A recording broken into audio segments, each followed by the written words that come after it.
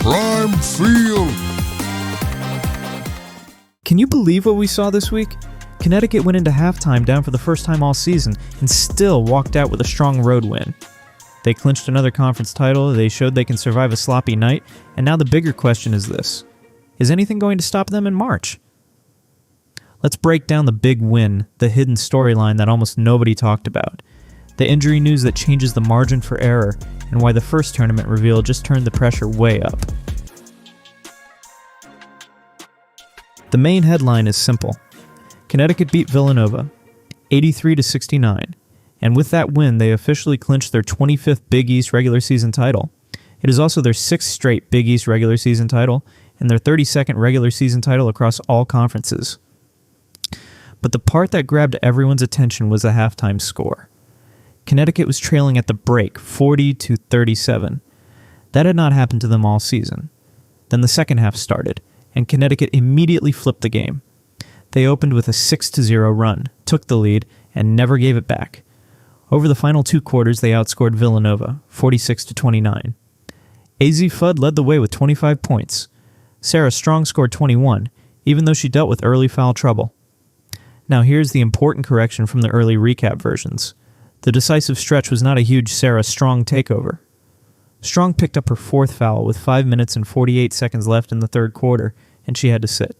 During that stretch, Serah Williams stepped up and helped stabilize the game while Strong was on the bench. And the fourth quarter was not really a dramatic finish. It was more about protecting the lead. Villanova scored 11 of the final 15 points in late time to cut into what had been a 21-point gap. So yes, the final score looks solid, but it could have looked even more lopsided. Before you go, quick note. If you want the full written version of this weekly news recap, the PDF is available for free on our site in description and first comment. If you prefer reading the details, saving the notes, or sharing the recap with other fans, it's right there waiting for you. Now let's get into the under-the-radar storyline. Serah Strong did not just have a big game, she had a big game while dealing with an illness that had limited her in practice leading up to Villanova. Even while not feeling her best, she still put up 21 points, 12 rebounds, 5 steals, and 4 assists. That matters for 2 reasons. First, it shows how high her baseline level is. Second, it is something to monitor as the regular season closes and the intensity rises. If she's at full strength, the ceiling is scary. This game also works like a real postseason test. Connecticut forced Villanova into 26 turnovers, and they won the rebounding battle 32-30.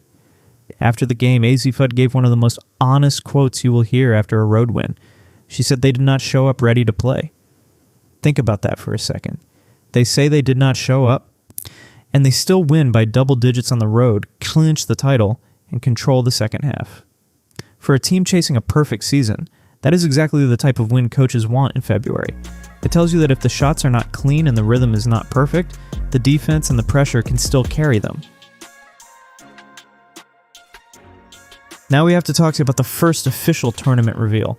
Even though it came on February 14th, it shaped the entire week. The selection committee named Connecticut the number 1 overall seed in the first top 16 reveal. The 4 number 1 seeds were Connecticut, UCLA, South Carolina, and Vanderbilt. Connecticut was projected into the Fort Worth Regional, grouped with LSU, Ohio State, and Oklahoma. And here's the historical angle. This would be Connecticut's first time as the number 1 overall seed since 2018. That season they entered the tournament undefeated, and then lost on a buzzer beater to Notre Dame in the national semifinals. So if they stay perfect this time, the conversation becomes simple and intense. Are they built to finish the job? And the numbers are not just good, they are historic. Connecticut leads the nation in assist-to-turnover ratio at 1.88. They lead in assists per game at 24.0. They lead in field goal percentage at 53.0%. They lead in defensive field goal percentage at 33.4%. They lead in scoring defense at 50.5 points allowed. They lead in scoring margin at 38.8, and they lead in three-point percentage at 40.1%. No other program is leading the nation in that many major categories at the same time. That is why the conversation is not, are they great? The conversation is, what could actually knock them off? And this week we got a reminder that health can change everything. On Tuesday, February 17th, Connecticut announced that Ice Brady underwent successful surgery at UConn Health on Monday to repair a knee injury. This ends her season. She had been out since the second game of the season after dealing with inflammation in her right knee. This is also the second major procedure on that same right knee. She missed her true freshman season with a dislocated kneecap on the right side. The positive news is that she should receive a medical red shirt and keep 2 seasons of eligibility. Now here's the key correction in how to frame the on-court impact. Yes, it shrinks options in the front court, but her role had already decreased with the arrivals of Sarah Strong and Jana El-Alfi. The real issue is the margin for error. Her absence tightens things in the paint, especially if foul trouble hits during the tournament. Next up is Senior Day. On Sunday at Gamble Pavilion, Connecticut will honor 5 seniors after the game against Providence. Those 5 are Ice Brady, Caroline Ducharme, Azzi Fudd, Ayanna Patterson, and Serah Williams. And this is important.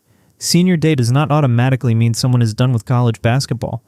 We have seen players walk on Senior Day and still return.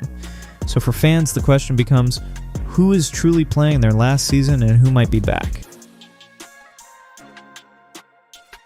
Now to the awards update. Gino Auriemma was named one of 15 finalists for the Naismith Coach of the Year award. He has won it 8 times, and this year he is being recognized for integrating 5 newcomers, and for the way he developed this team, after Paige Beckers left for the professional level. Azzi Fudd and Sarah Strong were both named to the 30-player and Naismith Trophy watch list and the late mid-season watch list for the Wooden Award. That makes Connecticut the only program with 2 players on both of those national lists. And Azzi Fudd repeated as Big East Player of the Week after shooting 54.5% overall and 66.7% from 3 across 2 games. Finally, a practical update for fans. Connecticut opened advance sales for potential first and second round tournament games at Gamble Pavilion. If the team's officially selected as a host site when the top 16 seeds are announced on March 14th, Connecticut would host first and second round games on either March 20th to 22 or March 21st to 23. That would be 3 games total in stores.